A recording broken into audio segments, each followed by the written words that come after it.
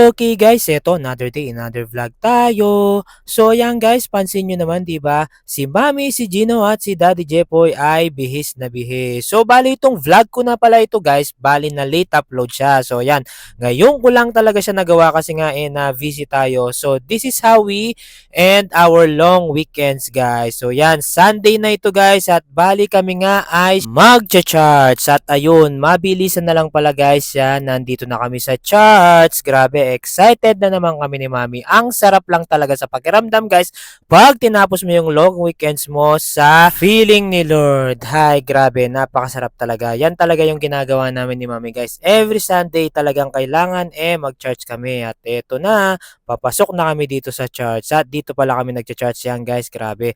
Ang ganda naman ng word na na-share dito guys. Grabe talaga yan. Nako, strong under pressure. Pag talaga itong mga sinabi ni Pastor, yan yung mga word na yan ay in-apply talaga namin sa sarili namin. Ay alam talaga namin na mapagwawagian namin lahat ng mga suliranin sa aming buhay. So yan guys, dapat lang talaga lahat ng mga plano natin sa buhay at mga desisyon natin sa buhay ipagkatiwala lang natin kay Lord. And for sure guys talaga, mangyayari at mangyayari yon in God's way, ika nila. So yung guys, tapos na nga pala kami mag-charts. Eto na guys, napagkasundoan ng aming team bago namin puntahan yung mga dapat naming gawin na mga essential ay kakain muna daw kami. At eto yan, dito na lang kami kumain ni Mami. So yan, ako, mapaparami na naman ng rice si Daddy Jepo nyo. At dali-dali na nga kami nag-order at syempre, boom, yan. Kailangan iserve pa rin natin si Mami at si Boss Gino ko. Yan, daddy duties talaga yung mga ganyan guys. It's a must, sabi ko nga sa aking sarili. So ito guys, kakain na tayo. Grabe, pansin nyo naman ako, mukhang gutom na naman si Daddy Jepo nyo. At wala nang polo-polo dyan guys, wala nang formal-formal yan.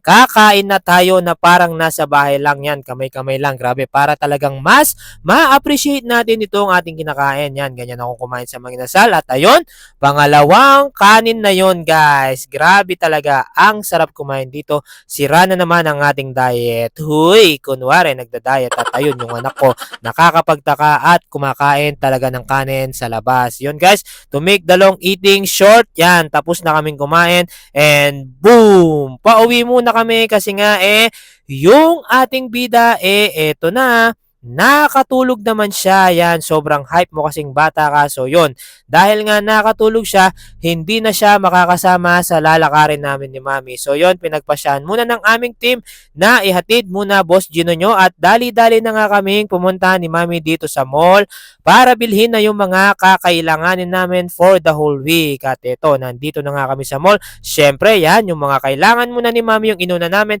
And after nun, yan, naghiwalay lang kami guys. Yan, Daddy Jepo nyo, may essential ding bibilhin. So yan guys, bumili lang naman ako ng contact lenses. Yan, pag nagbabasketball tayo or minsan naglo-long run yan, nagko-contact lenses lang ako guys. So yun, pagbalik ko nga dito sa supermarket, nagbabayad na si Mami. So yan, mabilis ang pagbabayad na lang ito guys. And after nito, magpapauwi na kami. So yan lang naman yung pinamili namin guys. At yan ay magkakasya na for the whole week. So yun lamang guys, patapos na kami. Maraming salamat. God bless you po. At syempre, bye-bye, finger kay sa amin and God bless you!